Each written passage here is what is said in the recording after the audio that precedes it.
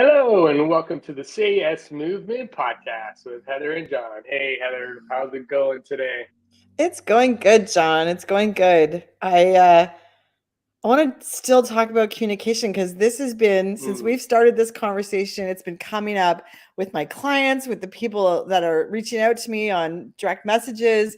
This is something that people want to talk about and today I want to talk about this concept of people feel like they're going to fail, and this mm. imposter syndrome and this feeling of failure, and they're not going to be good enough, and all of these fears coming to the surface. And I think we both have some rich stories to tell about this. Are you good with that topic, John? Yeah, no, absolutely. You're right. No, it's definitely been one of the things that's been showing up for me in conversation with a lot of people just around communications, how to communicate effectively, how to get your message across, and how to feel like you're good. So, just to simplify it, how to show up confidently when you're in those communications. And it's been I don't know what's been happening out there in the world, but it's definitely struck a nerve with a lot of people, especially now that they're getting back in person and they're speaking in front of people, not on a video Zoom screen on a video screen like we are now, but it's actually being back in the room. And personally, I love being in the room. I don't know about you, but I love being in the room because you feel the energy, you feel the responses, you see the faces, you can see the expressions. It just, to me, it's just like, it just lights me up. It's like, oh, I'm excited, I'm pumped up, I'm ready to go. And you can always work with the ebb and flow of the energy in the room. Video, a little bit more challenging, can still be done. You can still kind of feel the energy if everyone's got their screen on and everything. But it is definitely an incredibly relevant topic at this point. Yeah. So Well, yeah, and let's dive John, into it. yeah. So John, I love the framing that you put around this. I love being in the energy of the room, but there's a lot of people that are actually feeling the opposite. And even though they Mm, feel this new energy, they're actually feeling anxious or nervous or, not confident about walking into that room or sitting in the office space with other people. And it may be because they don't have the safety of their living room, the safety of their home, the safety of being behind a camera versus right in front of people. But there's a lot more things to consider about how people are feeling, and it's interesting that you frame it as that's so exciting for me, and other people are like that's kind of scary for me. It's that same analogy of people that love roller coasters say, "Oh, so excited to get on the roller coaster," and people that hate roller coasters like, oh my goodness, I'm so scared to get on it. And yet that feeling in their belly, those butterflies live in the same place and kind of feel the same way, but it's the meaning we put on this. But I've heard this come up a few times, and I want to say it to our audience and say it to myself and to you, John. No matter what you're stepping into, no one wants you to fail.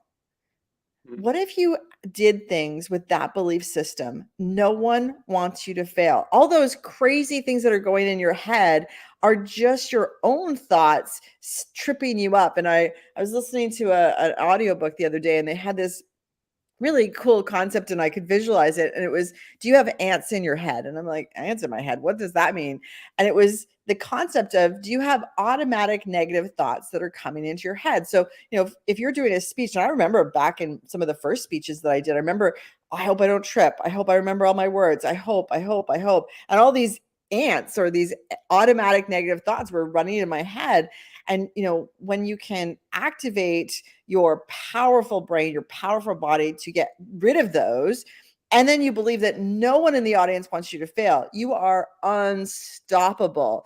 I don't know, John, have you ever had ants running in your head before? yes, of course.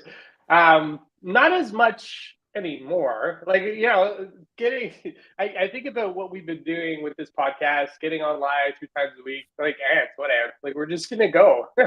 There's no ants. We're just going to do it. But, back when I first started, yeah, no, absolutely. I was so worried. We talked about this on Monday. We talked about this on the last episode, which is, I was really concerned about how I was going to look, how I was going to show up. It became about me, right? Mm. And I think a lot of it, that fear, that anticipation that things weren't going to go right started to go away once I didn't make it about me. I made it about the audience and making sure that they got the value, making sure that they had something that they could walk away with, giving them tangible information, things that were useful for them. And Mm-hmm. the ants really started to like bugger off and go somewhere else because it wasn't about me. And there's a great story. The first time I got up and I spoke in front of 300 people, at the end of the speech, I went I had a quick debrief with a couple of people around me, and this gentleman by the name of Neil Dunsmore, and I'll give him credit for saying this. He goes, when you're up on stage, people want to see you. They want to see you thrive. They want to learn from you. They want to grow from you. Nobody, and I think you said this. Nobody wants to see you fail. Nobody. Right? Nobody wants to see you fail. They're not in the room to hope that you make a total disaster of yourself. They're there because they want to cheer you on and because they really want to take away something from what you're saying. They don't Mm-hmm. show up, they don't exchange their time for you unless they know they're going to get something out of it. So people want to see you succeed. And I'm like, ooh, that's an interesting thought. And so I think I mentioned this on one of the other episodes too, is, so I took it and I'm like, let's test this theory, right? Like I was Mm. doing a presentation on communication, effective speaking, and I asked the room, who's here to see me fail as a speaker right You asked that question? now? That's Yeah, I fantastic. did. I go, raise your hand if you're here to see me fail as a speaker. Oh my God. Thank God no one did. Nobody did. Actually, I did it in another room and somebody put up their hand, but they were joking. So it was all good. We had a good laugh about it. Like, oh my gosh, you're that one person. But, you got to roll with it. And it was amazing, right? Like the truth is, when you're up on stage, when you're in front of your peers, if you're doing a town hall, you're in front of a team meeting, nobody's there to see you fail as a speaker. That's right. And that for me was the biggest reframe. We talk about reframing. It's one of those processes that we use in neurolinguistic programming. That reframe changed how I showed up, right? Mm-hmm. Offering value to the people in front of me. And then it's always about, nobody wants to see me fail. People want to see me thrive, right, as a speaker. And actually, Susan just saying that inner duck quacking to tell you all the things that you suck at. Took me years to gain courage to shut the duck up. I, Love it. Thank you, Susan. I love this spelling mistake too, to shit that dug up, but it's kind of both at the same time. And I think that what's really important is, yeah, this quacking, these ants, it's these thoughts that just automatically go in there and activate our fears. I remember when I was in the corporate world, people would present to me all the time, and I had to remember often that my title as a VP made it a little bit more nerve-wracking for them to present to me, or when my team was presenting to a level up on behalf of our results, we would do practice sessions and I would say those words to them, like we're here to show success and we're here to ask for support. And remember, those are the two intentions of this presentation.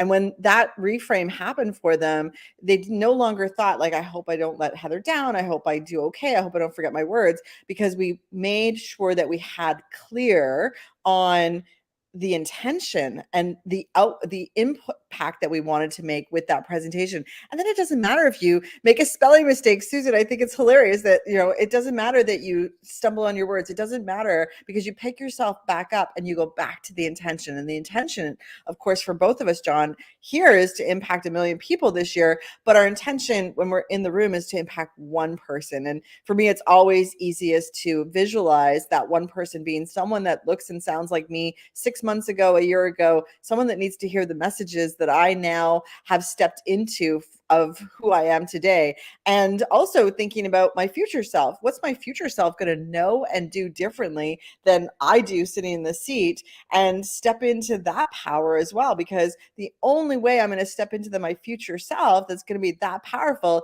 is to step into this moment right now and be present. And so, people are scared, people are feeling anxious. And what we're here to tell you is no one wants you to fail.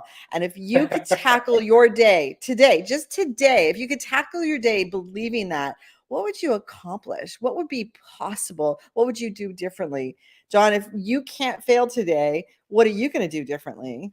Oh my gosh. That's yeah. No, as you're saying that, I was processing in my head, going through my day, thinking about all the things I'm gonna be doing. Yeah, no, it's gonna be amazing. I can't fail today.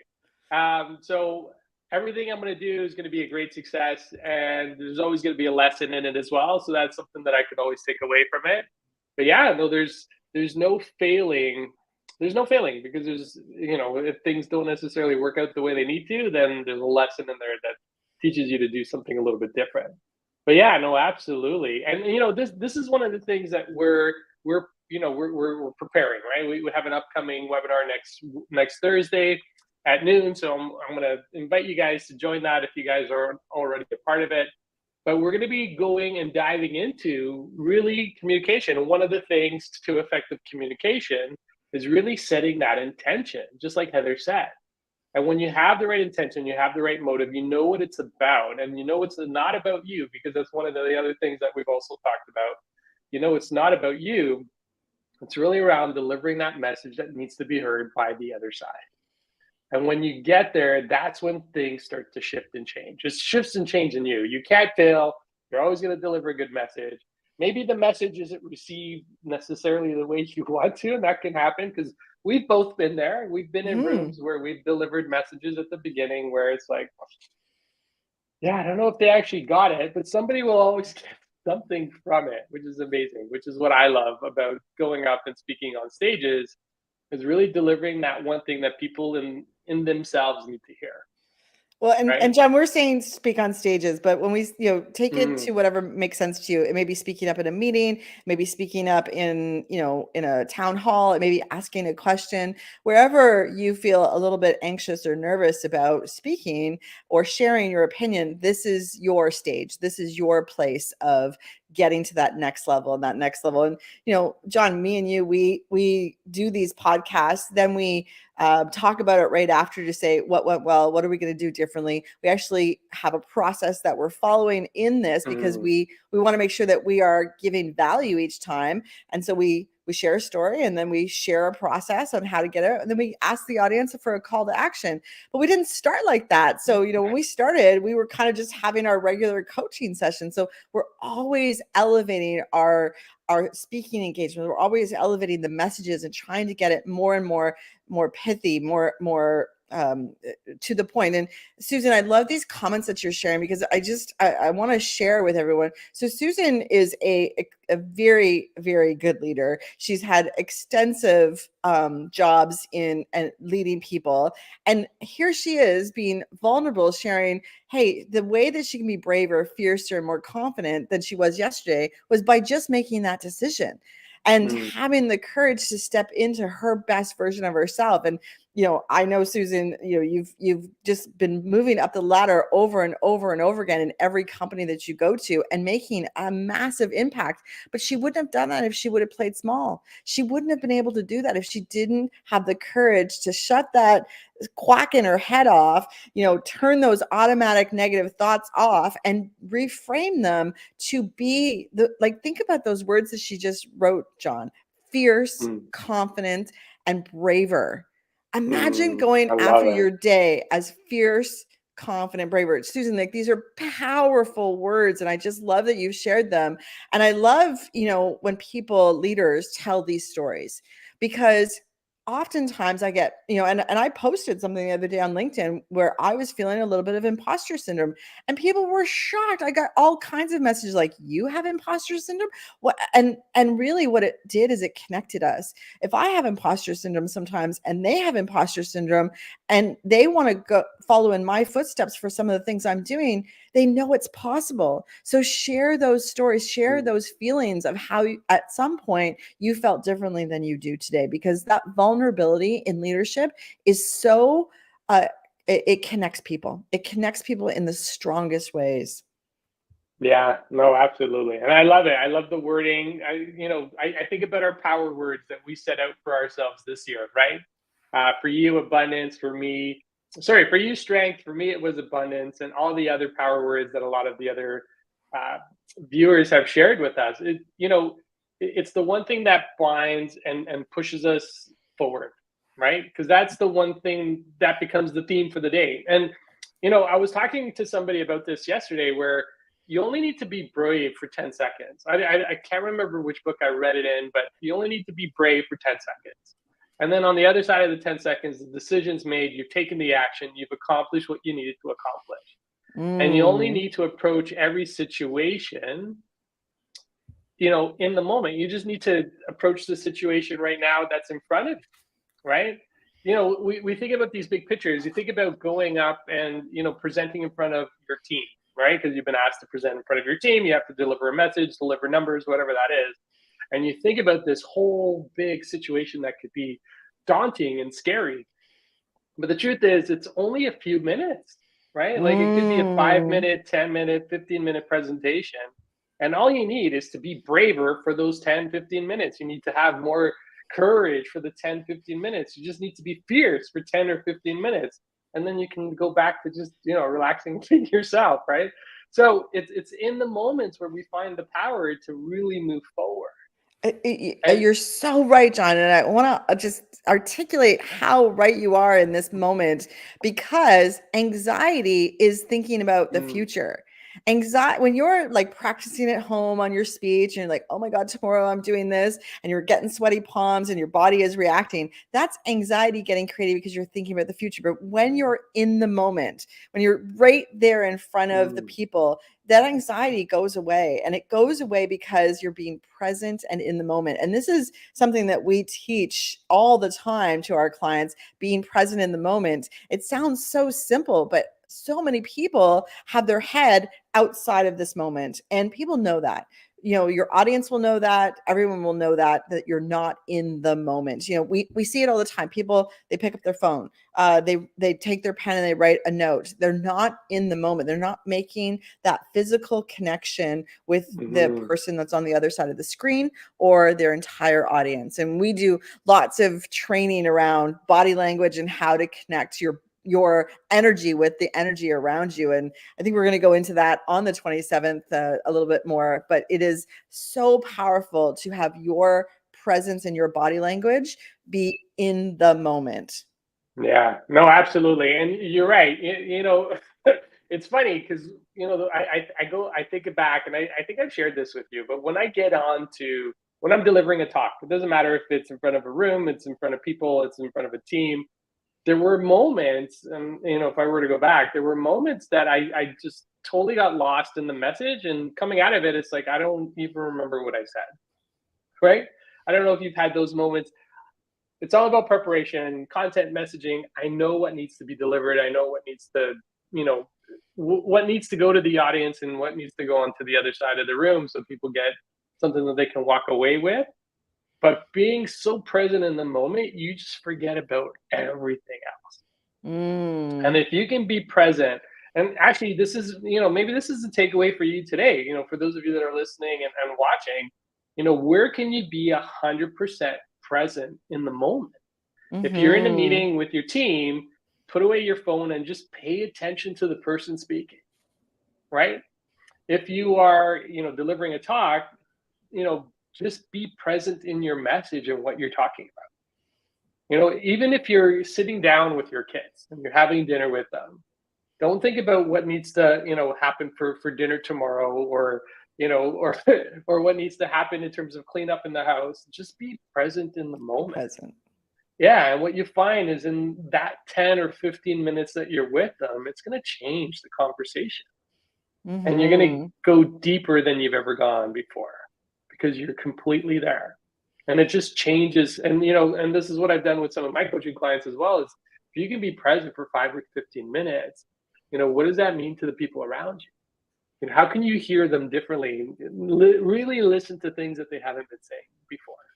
And now you're hearing it because you're present to it, right? So it's incredibly powerful. So that's the takeaway. That's the takeaway for today. Where can you be present for an extra 5 to 15, or, 15 minutes. So let's go 5 minutes. Let's not go too big, for those of us that are, got a million things on the go.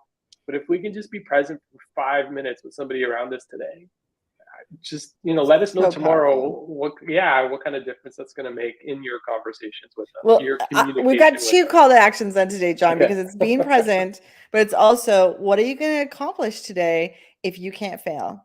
What Mm, changes when you tackle that action that you got to take without failure? And it will change and reframe what your to-do list looks like, what your presentation today looks like. Maybe you've been procrastinating on something. This will get you out of procrastination because you can't fail. So you can't fail and you're going to be present. That means anxiety is going to go away as well. So this is a 1-2 punch. This is a yeah. perfect formula for success for today. I can't wait because I got some stuff to get done today. So if I'm not going to fail, woo, let's do it. Yeah, let's do it. Let's do it. Felicia mentioned courage. Let's do it with a little bit of courage. Let's be braver. Let's be fierce. Let's just knock it out of the park and be overly confident as we go into these tasks today. Super excited. With that, we're going to wrap up. Just remember, when you shift your mindset, you shift your life. Wishing you all a great one. We'll be back on Friday. Take care, everybody.